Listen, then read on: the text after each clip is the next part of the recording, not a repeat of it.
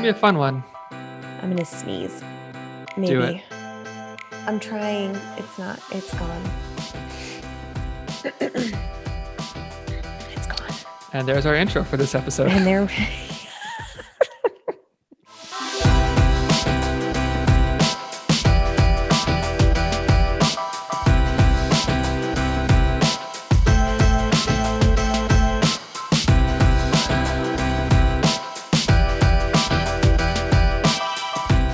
Hello, and welcome to Middleish, the podcast about moderation in all things. I am Erin Green.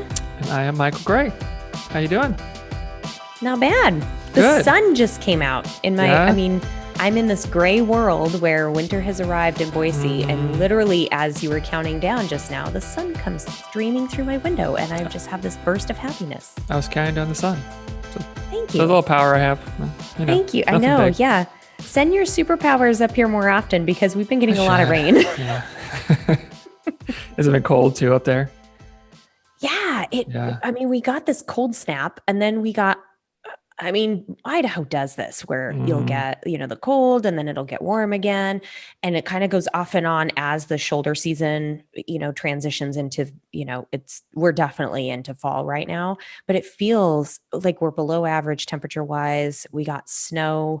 Was it last weekend or it was 2 weekends ago, I think. And so, yeah, it's, anytime the sun is out, even if it's cold outside, you see people just suddenly like get out, walking on the street and they're just outside. Yeah. So, Well, not to make you jealous, but it's been gorgeous here. This is like the time of shut year your down here. face. Like lows Thanks. are like 52, 55.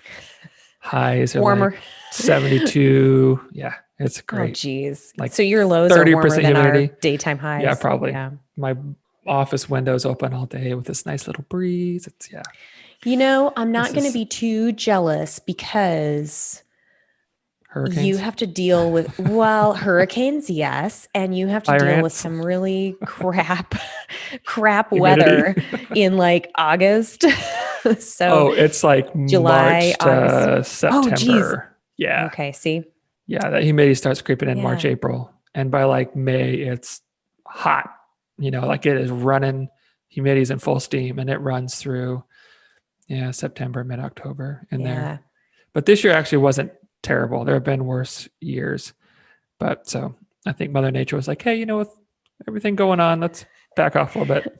With working our way halfway through the Greek alphabet of hurricanes for you guys, we'll give you a little bit of a break. Yeah, a little bit. Yeah. I'm also not as jealous of your weather because I'm actually getting pretty excited about skate skiing this winter. Yeah. And I am this close to getting a new pair of skate skis, which has been a long time coming because I've Nice. had my current pair for like 7 years with a Mhm. lot of skiing. Mhm. So it's time. And I've Nice. been, It's exciting.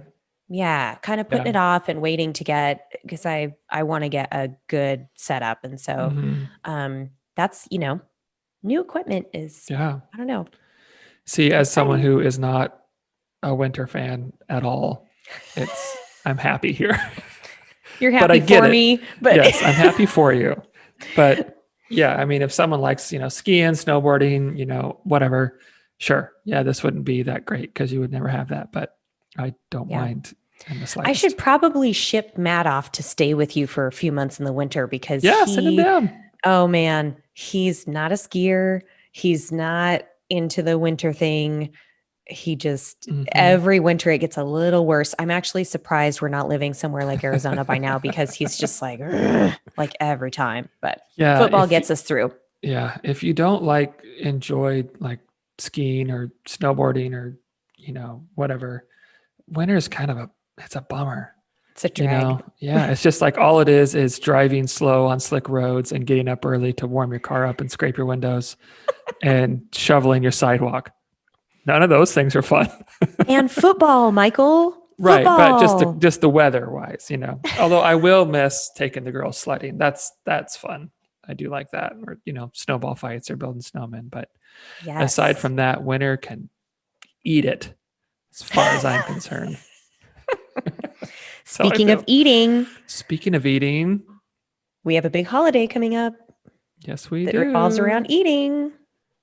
And I mean, I would say even for my family, Christmas revolves around eating too. And, New Year's tends to revolve around eating. I mean, don't all parties revolve around eating? Yeah, pretty much. That's kind of the way we do it here.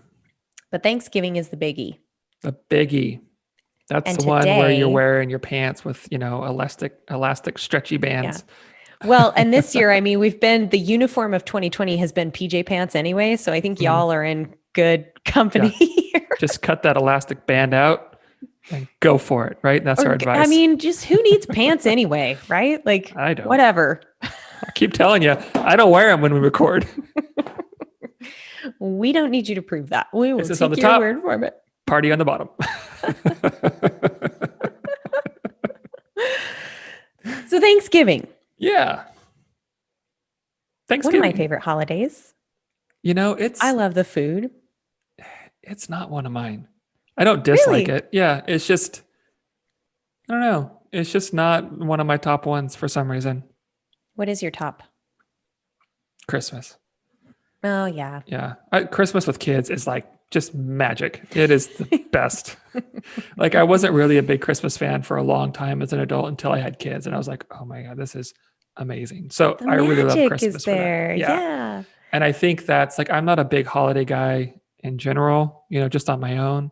So I think for me, the holidays I get most excited about are the ones that are like the most fun with my kids.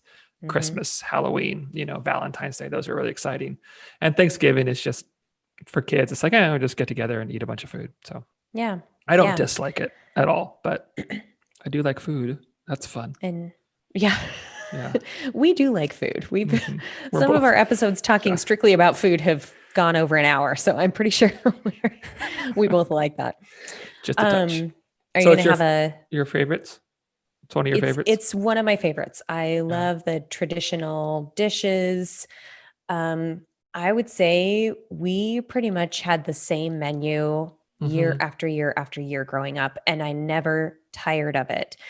And I think that's because most of those menu items only came around at Thanksgiving. And so I would get really excited. And then as I got into college, Thanksgiving was a long coming break from classes. Yeah. So once Thanksgiving hit, it was like I actually got to breathe a sigh of relief and I could just have a week off and kind of recoup.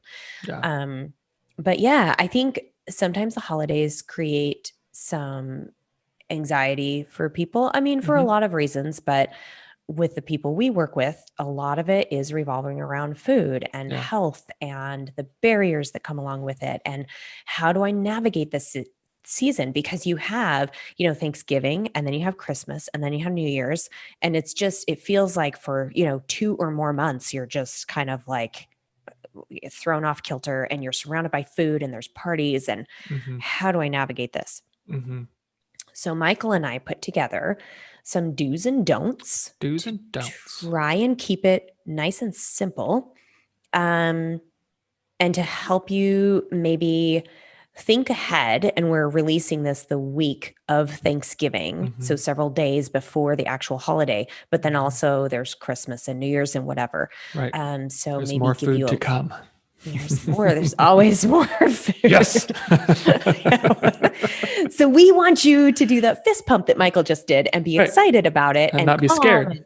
Yeah. Yeah. Not be terrified or feeling like you should stay home and avoid. Yeah. Well, all the fun. I will say maybe we should stay home. Well, maybe we should. Yeah. This year. But speaking of, are you guys going to have any? I know that Kat's family is down there. So yeah, you guys are already like, kind of, householding with them. Yeah. Girls, right? But we might go up to her dad's, I think. I'm not sure. Yeah. Yeah. But that's all I know. Yeah. How about you? Are you guys just doing the two of you? Just the two of us. And we're going to cook we planned our menu. We're going to do the whole thing and cook. Nice. And yeah. So it'll be the first time that we've, just done the full dinner ourselves. And I'm already looking at recipes and figuring like, how do I pare this recipe down? Or how do I, make sure that we don't just end up with like so much food. Like an eighth of a recipe. But we have a few friends that we usually celebrate with that I think will invite to like come get a plate or some leftovers or something. Nice. So yeah. Well, Nice. one of our good friends actually gets a turkey through his work, and he's working on Thanksgiving. He's a nurse, and so he has given us the free turkey. And so I was like, okay, we'll cook the turkey, we'll do everything, and then when you're done with your shift, stop on by and get some leftovers. So nice. Yeah. Nice. What are your favorite holiday Thanksgiving dishes? My favorites. Well, let's start with our first do or don't, because it's exactly what you just asked. I just did an accidental segue, didn't I? Yeah, good job. It's like tripping and doing a flip and landing on your feet. It's like, whoops, I'm amazing. I meant to do that. Totally. So do look forward to your favorites. That's the first one. And that's probably the one that speaks most to me, because as you all just heard, Thanksgiving is one of my favorite holidays. I loved the family tradition and what we always put together. So my absolute favorite growing up was my grandma's stuffing. And my brothers and my parents they'd probably laugh if they heard me talking about this, because that was literally the talk of the household the entire week. Is grandma making your stuffing? Is grandma making a double batch of stuffing? Is grandma making extra stuffing? Is grandma going to make your stuffing?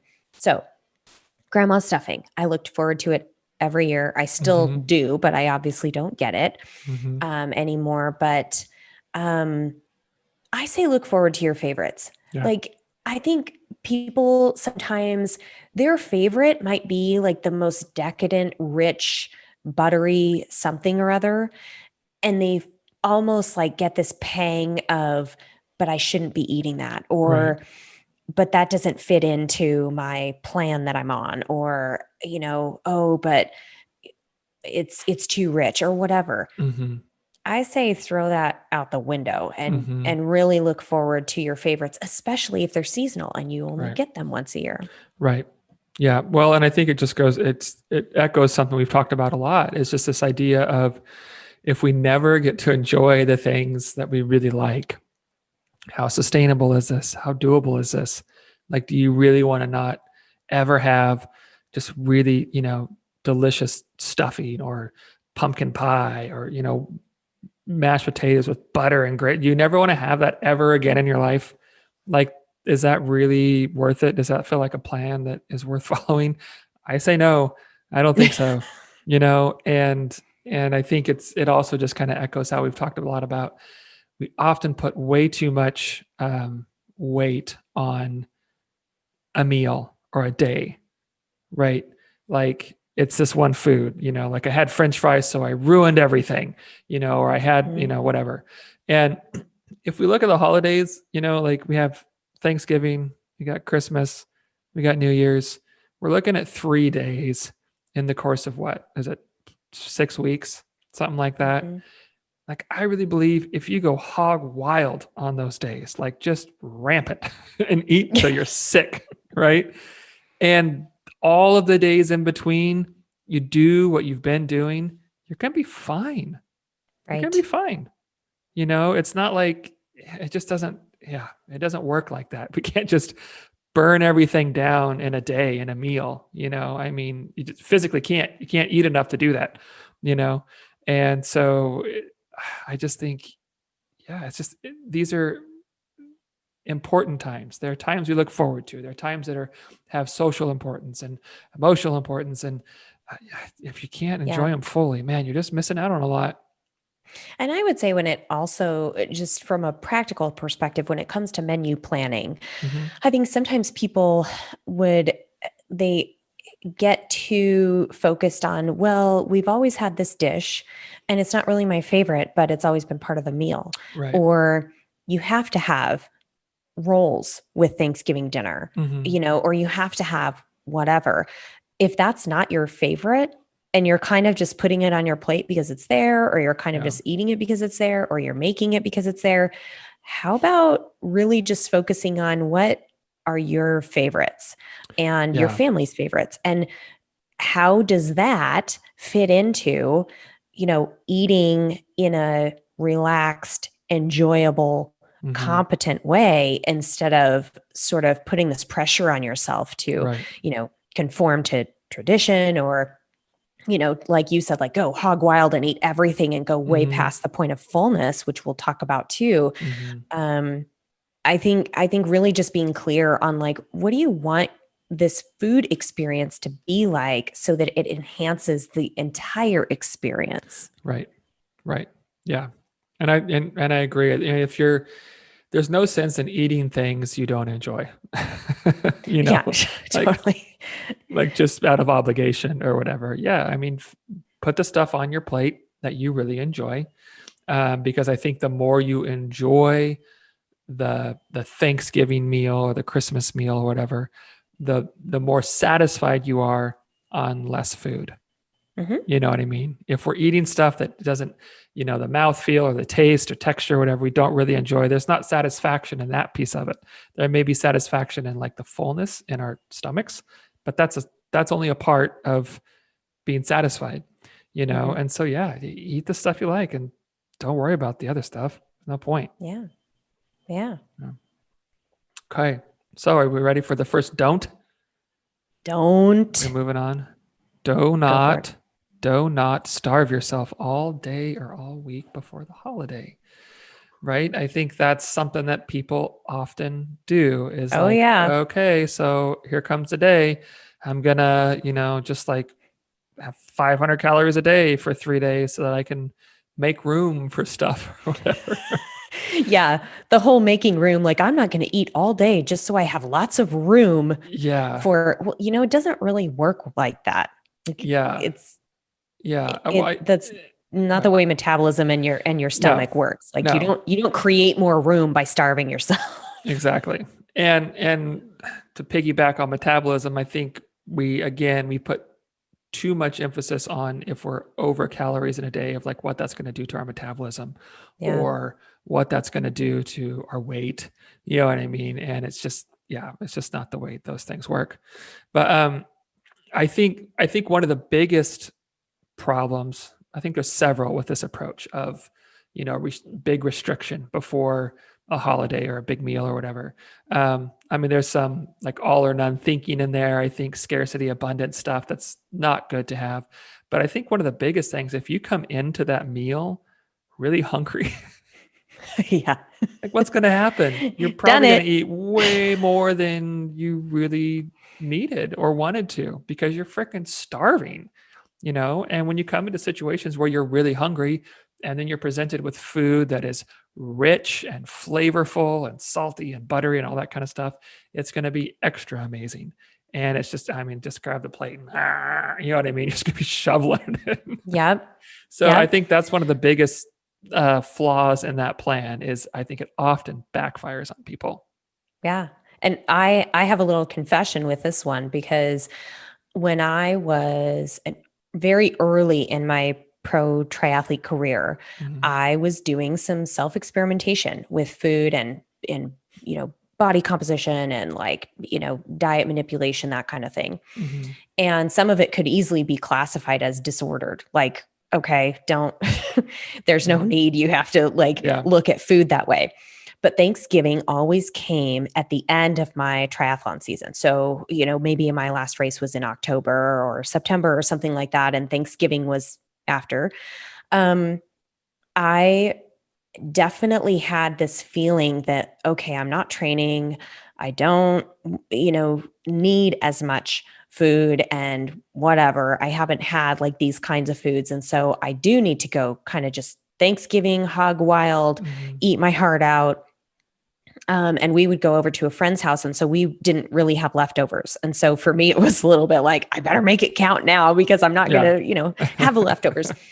And I remember one Thanksgiving, it was probably like maybe 6 years ago, where I ate so much and I didn't really give my body time to let the food kind of settle and then tell myself like, oh, that signal is there that I'm pretty darn full. Mm-hmm. And I just kept going. And I kind of was like, oh, I got to have all the desserts and I got to have all this. I was so full that I literally was afraid I was going to throw up. And that's horrible. Like, it's embarrassing for me to admit this, everybody, but here you go. Just so you know, it happens. It can happen to the best of us. And I was like, how did this happen? And the only way I could get comfortable was I went for a walk after dinner in this nice chill neighborhood, so like the chill of the air was on my face to keep me from being sick. And I just remember like being so acknowledging how my body physically felt, being very disappointed in myself that like, you're a dietitian, you should know better. How did you get here? But that quickly passed. And instead, I just sort of reinforced like, okay, this is a very uncomfortable physical feeling. How did I get here? What decisions did I make that got here? And then of course, thinking about food at that point was like, don't even like nothing's, don't talk to me about it. Don't relive the dinner because otherwise this is a problem. Yeah. But really just thinking back to like, how did I get here? What foods, if I had done these do's and don'ts that we're kind of, outlining, I would have been much better off and much more comfortable. And ever since then, I have approached those holiday gatherings with a much more balanced and confident and relaxed kind of mindset and a different kind of awareness just because of that experience. So anyway, don't starve yourself and think you gotta go all in. Well, and I don't know this for sure, so you can correct me because I don't know the science on this if I'm wrong, but it seems to me like if you come into a situation like Thanksgiving and you've been restricting for days, like your glycogen stores are going to be depleted, right? Is that correct? More so if we've been restricting? For somebody who's been exercising and stuff, surely. If you are not, restoring that nutrition, your body is very clever and will find a way to make carbohydrates available for utilization even if you're starving yourself, but at the expense of so many other things in your body. Yeah, that's another episode. But no, your body will be depleted in many ways if you engage in this restriction. Right. So then if we're depleted and we come into a situation where there are a lot of simple carbohydrates available, we talked about this a few weeks ago. The body's like, hey, I need energy and I need it quick because I feel like crap, right? Because I don't have much to draw off of. And so you're going to be even more likely to overindulge in cookies and cakes and pies and that kind of stuff because the body's like, those are the things that are going to make us feel a lot better physically right now. So go for those. And so there's another way where I think you're just kind of setting yourself up for just a bad time, for things to go beyond where you're planning. So, yeah. And I don't know the exact scientific or physiological mechanism of what happens with the insulin release and the storage of carbohydrates after you're doing that restrictive period. And then you go into like a huge amount of refeeding with those simple carbohydrates. But I would imagine that your body has downregulated and adjusted to that lower influx of carbs.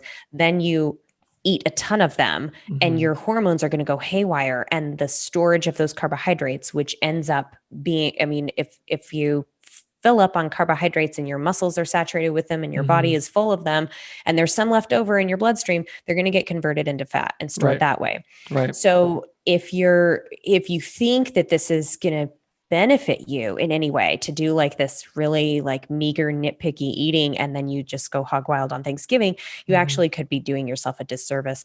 Not to mention that from an appetite regulation standpoint, it's way easier for your body to predict when it's expecting food. And so when that appetite starts getting a little bit stronger or when it's satisfied, the appetite comes down a little bit.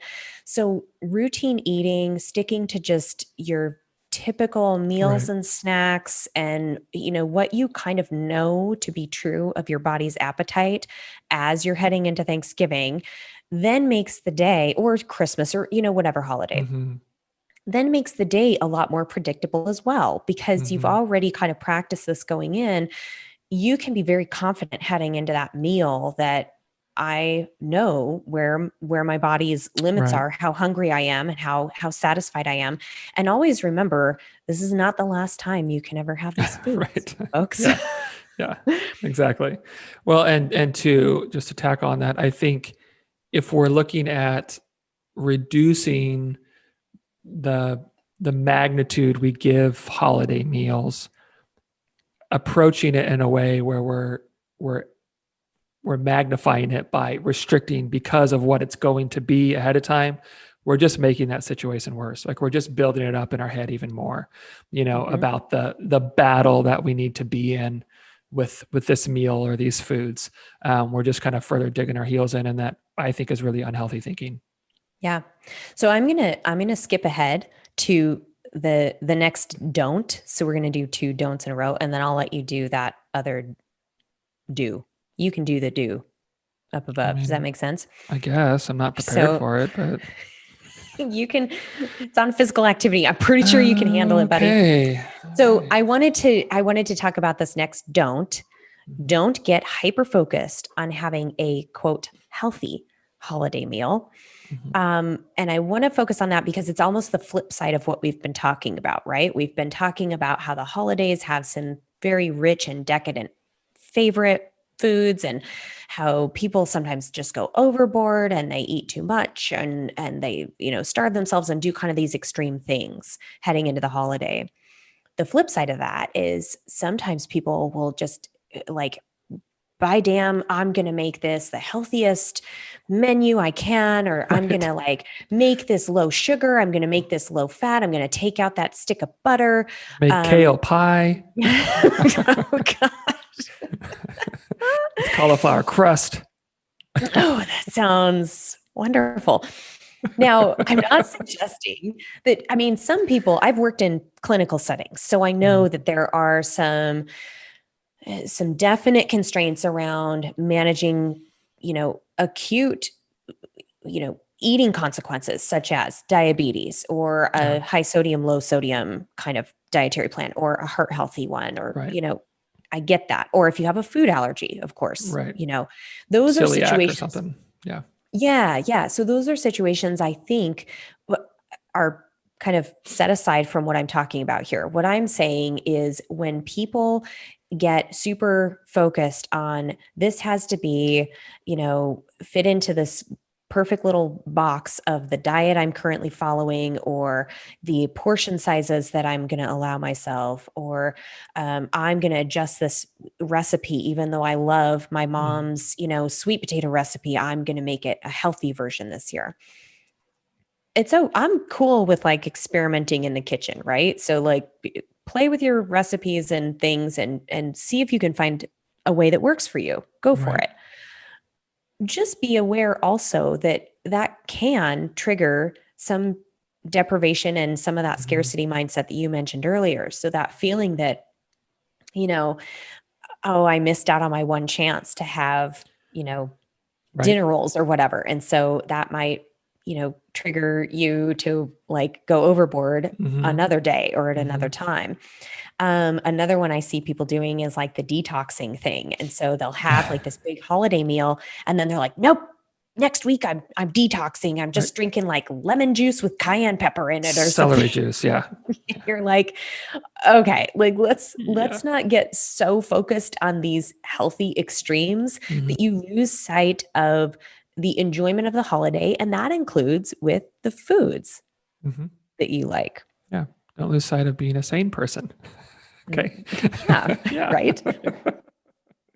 Which I think maybe we should probably do a whole episode on detoxing, or at least part of an Probably. episode. But I just want to say this right now: if you have a liver and kidneys and skin, your body detoxes just fine. So you don't need to Exactly. do any of that other stuff. Okay, so just Exactly. knock it off.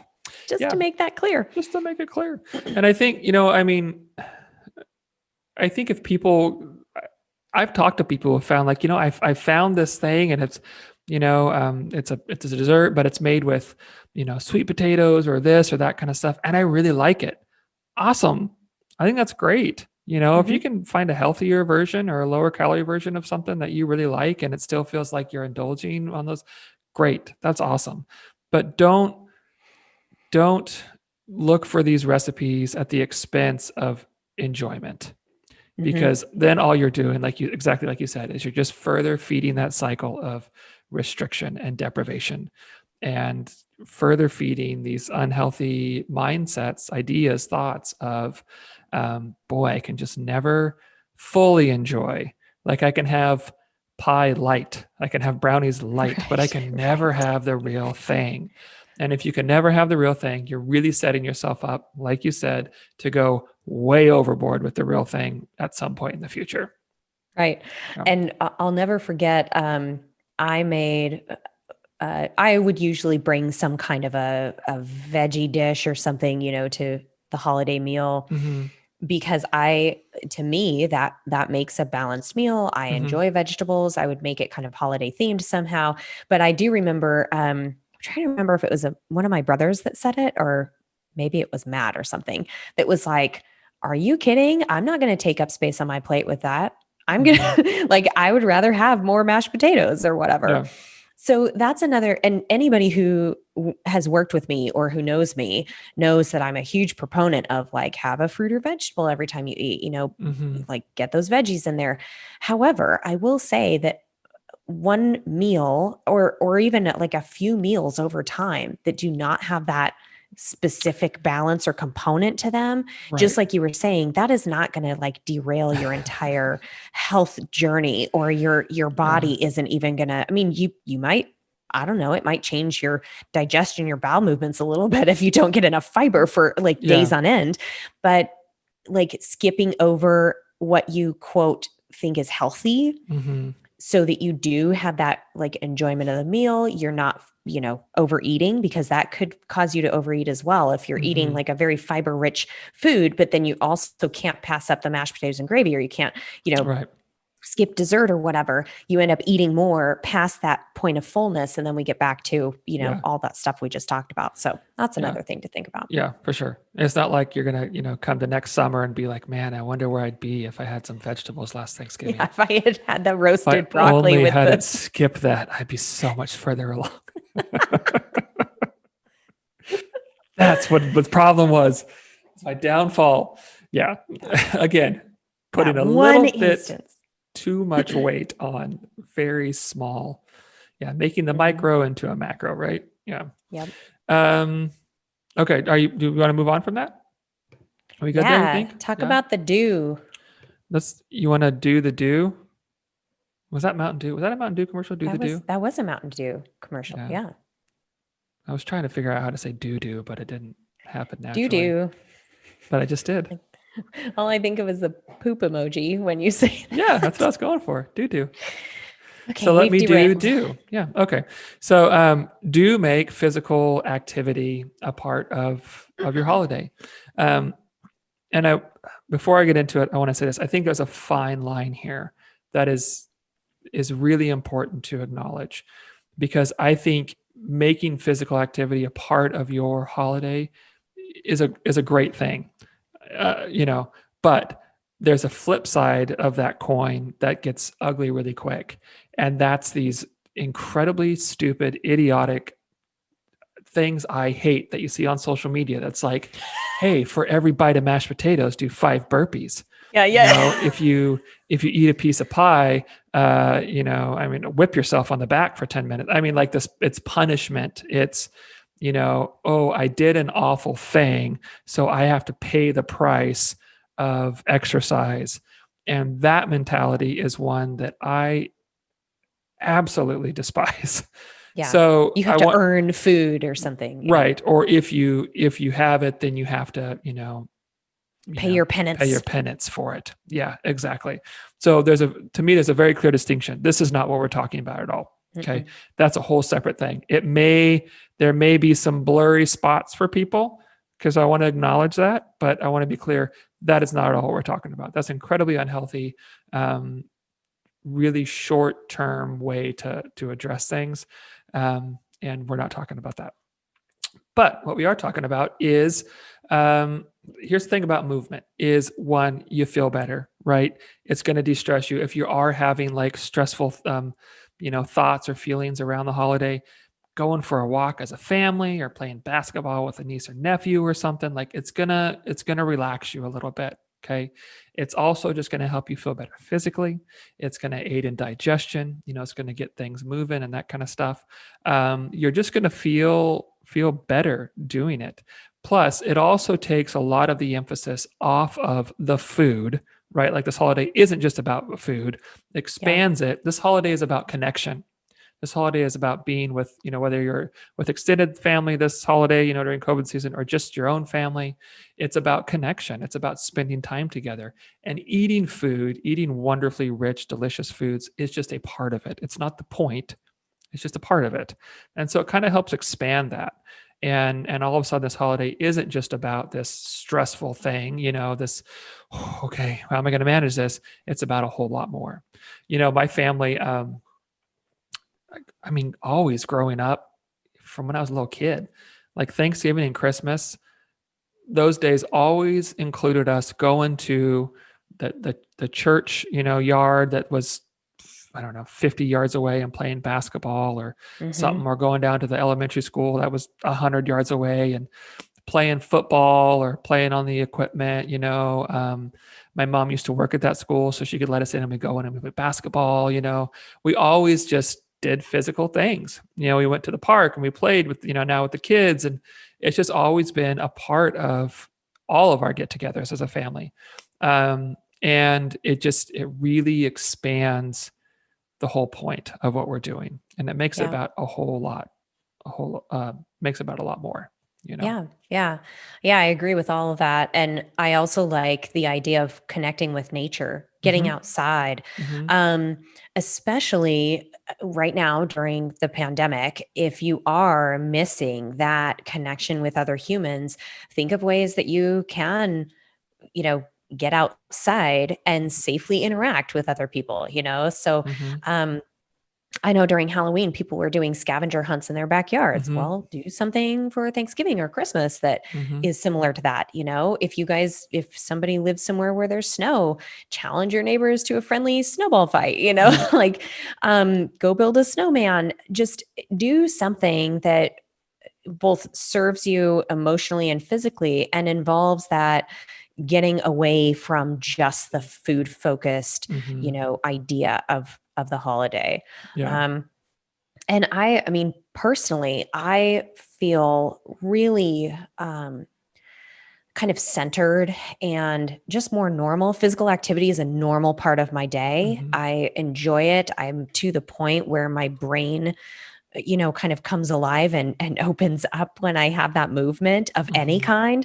So I think that's another way to look at it too, that this can be a really important part of self-care, that having some kind of activity or movement on the holiday itself can actually contribute to the overarching theme of the day, which is, creating that, that loving environment, which includes love for yourself. So, Yep. And I also think that getting out of the house, it gets you away from temptation of continuing to go back and snack and little licks and tastes and nibbles and bites, right? That add up really quick of mindless eating. And so it just gets you away, it removes you from the situation for a while, which makes that easier to manage too. Yeah. So, the final do that we have. The final do. Let's do the last do. Michael can't help but make that punchline like every time. I always will. It's like giving a kid permission to say a word that's not always acceptable. Like you got to get it all in. You got to say it as much as you can before it goes away. So do practice gratitude. And this is something I think applies year round. We hear it often.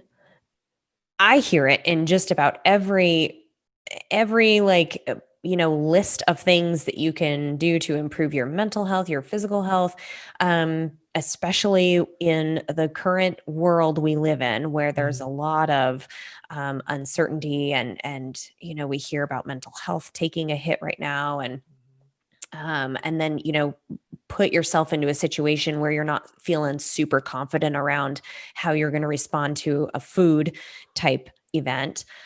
Practicing gratitude can really impact physical and mental health. In fact, those who routinely practice gratitude experience fewer physical aches and pains, and they're more likely to take care of their body.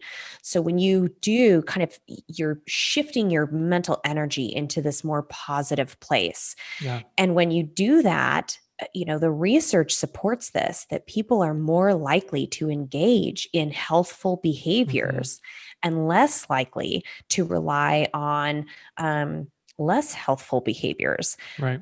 If they do practice gratitude, which can reduce anxiety, it can reduce feelings of resentment and envy and regret and frustration. And, some of these things that I think for a lot of people can be amplified during the holidays. Absolutely.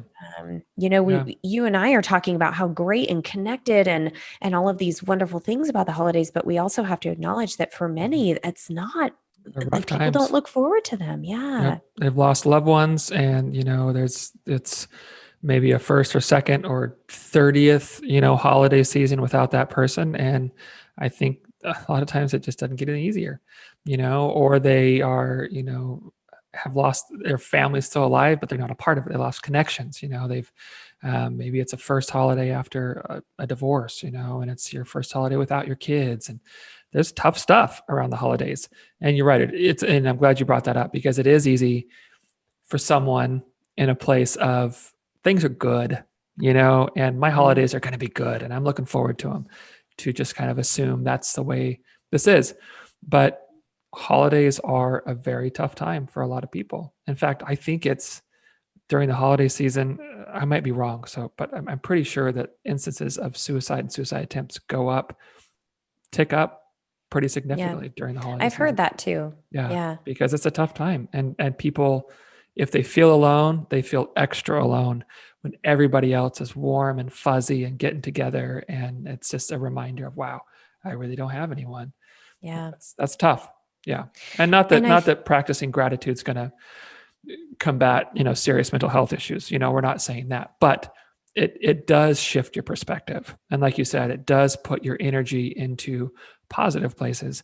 And I think a lot of times practicing that gratitude and saying, I am thankful for this. I am grateful for this. And even internalizing some of that, I'm grateful that I am this in the world, or that I've been able to experience this. You start doing that and you start seeing like, okay, there are things of value within me. And if there are things with value within me, if I could recognize and acknowledge those, and maybe I want to feed those a little bit. Maybe I want to take care of that a little bit, and it's an upward spiral, I think. Yeah. It forces you into a place of looking at what's right in your life, what's happening that's good. And I mean, trust me, I've had days where I am like, okay, the only thing I'm thankful for right now is, a warm bed with a pillow so I can just go to sleep and forget this day, But I do think it forces you to really start seeing the very small things. And this is, part of why Michael and I do the meaning in the mundane is a little bit of gratitude practice for those simple things in life. So it could be a really huge thing. You could be really grateful that like a family member got a negative COVID test and can fly across and see you or something. Yep. There's so many big things that you could be thankful for, but there's little things too. And I really believe that every person, if you just start practicing this, and I would suggest starting, most of what I've read and heard about a gratitude practice is make it real. So actually write it down or share it with someone. Some people share this on social media. I know people that do it all month long. So November is kind of like their gratitude month. And so every day they list something they're grateful for, or, 3 things they're grateful for or something. So I would say somehow making it real and putting it out in the world, because I know it has an effect on me when I see others practicing gratitude. It kind of reminds me, it sort of takes me out of whatever, wormhole of right. Whatever emotion I'm feeling, it takes me out of that and helps kind of recenter me and remind me like, hey, that's an important thing. Maybe you could do that. Yeah. For sure. So I think that's a really good, and people can experience improved sleep Mm-hmm. if they routinely practice gratitude. Mm-hmm. And then think of the effect it can have on someone else Right. when you know, tell a stranger thank you for something, Mm-hmm. for holding a door open for you, or, Mm-hmm. for allowing you to go first into the grocery store, or whatever, just these, giving somebody a big wave if they, Mm-hmm. make space for you in traffic. Those kinds of things, just, it's an immediate energy shift in your Right. brain and your body Right. with the different neurotransmitters that are released. And so it really can have an Mm-hmm. immediate effect on you. Yeah, there's a chemical change. Your body changes to adapt to that. Like, oh, we're doing a thing that feels good. Let's feel good. And Mhm. it just responds in that way. Um and yeah, and like you said, it can cause someone else to have that response as well. Yeah. Yeah, spread the warm So fuzzies. I would say, just thinking of all of these do's and don'ts that we've gone through, it might help our listeners to just have a quiet moment to sit down and kind of picture what you want your holiday to look Mhm. like, whether it's, you do it a little differently for each holiday because who knows what, each circumstance is going to bring.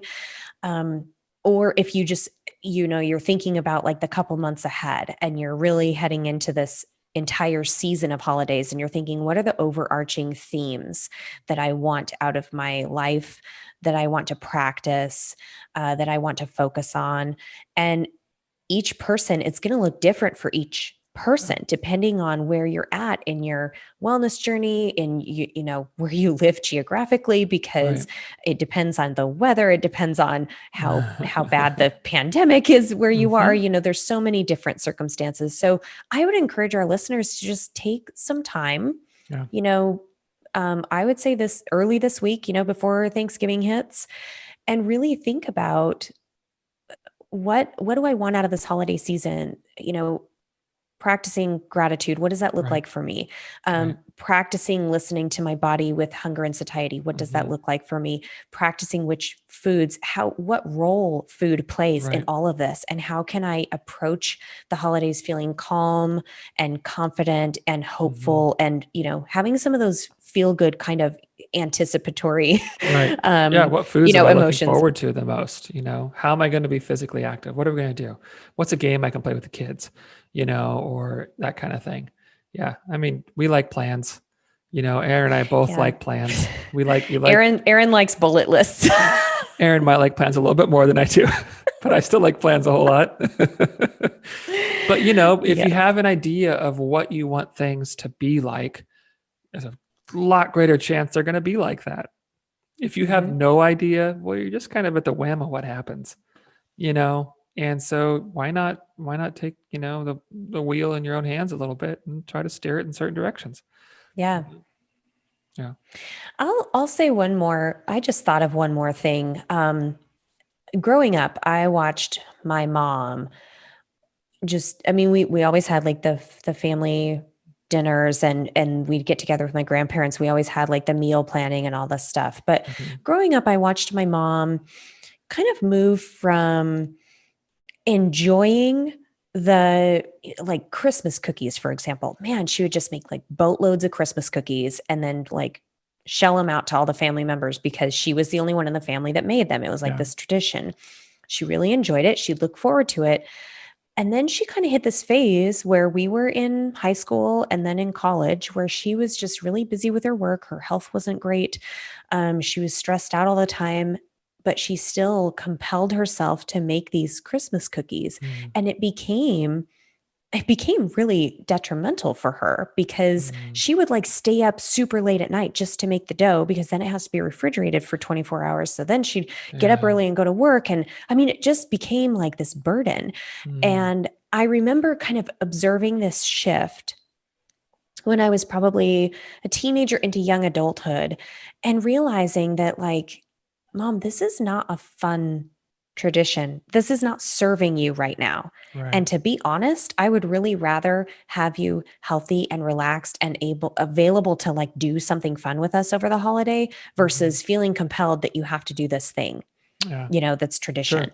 Yeah. So I would say that would probably be my additional maybe don't put too much pressure on yourself to, live up to certain expectations around the holiday. There's certain traditions or there's certain practices or whatever recipes that that really work for your family and that bring joy. But if those things become a burden, you're like, I just really don't feel like doing the whole like decorating the house business, because then I have to like take it all down. Well, do what suits you. Like do the things that really will help you be centered and joyful during the holiday. Don't operate out of obligation.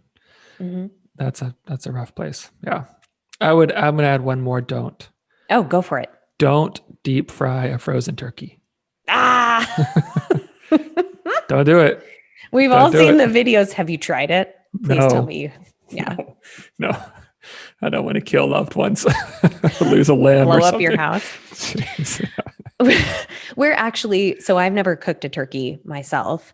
And because Matt and I are doing the dinner just for ourselves this year, and we have a pit barrel, which is like one of those like 50-gallon, barrels, this big drum that has like a couple like rebar things that kind of go across it. And then you like hang the meat, whether it's a brisket or, we've done chickens on it. And so you have the different, wood chips and briquettes in the bottom. And so it like slow cooks the meat, but in kind of a smoker type of fashion. And apparently you can do turkeys on this thing. So we're going to do the turkey on the pit barrel, but it will not be frozen and there's no deep frying involved. So we will not be good. We won't record the next episode and you'll be looking like a pirate because you lost an eye or something. Right. No, Matt will. Because that's not going to be my job. All right. Yeah, there's probably all kinds of kitchen mishaps that we could encourage people not to do. Yeah, probably. Yeah. Maybe next year. We'll do that for our put it on the docket. The safety kitchen episode.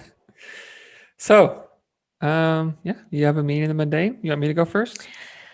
I do have one, but sure, go first. Okay. Did we wrap that? Did I skip ahead? Did we not wrap that up well enough? I don't think so. I think we're wrapped up. Right. Yeah, we went through all of the do's and don'ts. I think people probably have the idea here. And, I would say sit down and do a little thinking on this and write down kind of your vision of what you would like it to look like. I agree with what Erin said. And that is it. That's it. All right. You want me to go first? Okay. Yes. So, I've, in the last, for a while now, I've had a handful of, post-bariatric patients as clients, but in the last month or so, I've got quite a few more. So it's kind of becoming a population I work with quite a bit. But one of the things that I've noticed in talking to them is there's a lot of judgment about having that procedure, having that surgery done, right? Even within the fitness community, a lot of them have said, I've talked to trainers, I've talked to nutritionists or dietitians or whatever, and there's just a lot of, well, you just took the easy way out, didn't you? Yeah, there's stigma. There's a real stigma with it. And I try not to be a super judgmental guy. I think I'm pretty laid back in nature, and I have worked hard over the years to try to catch my own judgments and that kind of stuff. But I think one of the reasons I've gained some of that clientele is because I don't have judgment about it, So anyway, I'm working with, these several post-bariatric clients, and one of them she had gone through just a tough week. Things had kind of not gone as planned, and she was telling herself some of these old stories that she's rehearsed to herself for years and this kind of stuff. And we just spent a lot of time, we were kind of talking every day, texting her on the phone, whatever. And after about a week, she just sent me a message. She said, "Thank you for not judging me." No. And it was just a really good, I'll just be honest, it felt really good. Right. Did it make you misty a little bit? A little bit, Maybe? And there was some pride in myself about like, good, I'm doing the thing that I wanted to do. I'm operating how I want to. But also it just felt good knowing that there has been a history of this judgment, and which has caused like an aversion to step more into this fitness world, right? Because they're all a-holes and they're all judging me and they're all, that kind of stuff. And so to just have a moment where it's like, okay, maybe I can sink myself into this a bit more. It just was a really good feeling, and it made me really happy that she had that experience and that there was just some good, confidence built and that kind of stuff within her. So that's mine. Yeah. And that's very meaningful to shift someone's perspective and, maybe release some resentment or, kind of challenge that view of what the fitness industry has to offer me or where I fit in the industry, which for a lot of people, specifically in that population you're talking about, the post-bariatric patient, they're just like, there's no place for me. Like there's nobody who understands or relates or supports it. So yeah, that's very good. That's a good one. I like it. Cool. Thanks. What's nice yours? Job, partner. High five. High five. So mine is this past weekend, I spoke with my best friend from high school. And I mean, I say my best friend from high school, we've known each other since kindergarten, and our parents went to high school together. I'm pretty sure our grandparents went to high school together. Oh, really? This is like for real small town connection stuff, you guys. Right. That's generations upon generations that have known each other. And nobody knows me like my friend Nicole does, in a sense that she knows my family inside out. She knows my grandparents, the family dynamics over the years, how things have evolved in my family.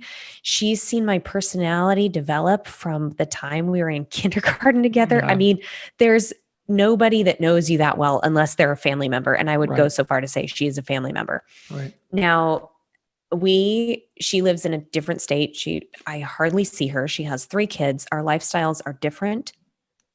So we don't get to connect very often, even over the phone, like we'll shoot each other a text or something once in a while. And then we, always try and make a priority to see each other when we're in our hometown together, and we can, obviously it's very different this year because who knows if either of us are going to be home or what that's going to look like. Right. And so I texted her on Friday. I've lately been feeling like just totally disconnected socially and from the roots of who I am and the people who know me best, if that makes sense. So I text her and I was, I'm a take action kind of person. I'm like, I got to fix this. What can I do? So I text Nicole and I'm like, let's schedule a phone date. And she comes back and goes, I'm available tomorrow morning at 9. I was like, okay. Sweet. So we talked on the phone for 2 hours, and we're not, I mean, I will say like that was shit that I did when I was in junior high. I have not talked on the phone that long with somebody in years. And just I just felt so good and loved, and like this sense of belonging and connection that I haven't felt in a very long time. I'm going to get emotional talking about it. But it was so like just a phone call with someone that knows you so well and can connect so easily. I mean, we just fell into step. We haven't talked to each other literally in months on the phone. And within 2 minutes into the conversation, we're just like opening up and talking about all of the things, there's no expectation or barrier there. So just as a reinforcement that those people that have always been there and feels like they always will be there, they still are, like reach out to them, and just a phone call can have the most profound shift in energy and, outlook and mood and all of this stuff. And then to top it off, I talked to 2 other friends that night. Same kind of scenario. I was like, hey, let's schedule a Zoom happy hour. And they're like, hey, our kids go to bed at 9. Let's talk. Who happened to live in the same town as my best friend, Nicole, up in Spokane, Washington. And so it was kind of this funny, like overload of love and friendship and girl time. But I was like, oh my gosh, I so need this. So anyway. Awesome. That's great. Make that phone call, people. Yay. Do it. Yeah. Awesome. All right. Well, okay. Thank you, everybody. Yeah. Thanks for listening. Have a happy Thanksgiving for those of you celebrating. Mm-hmm. And for those that aren't, have a good Thursday. Exactly. Oh. Enjoy your week. Yeah. Yeah. Cool. All right. We'll talk to you soon. All right. Have a good one.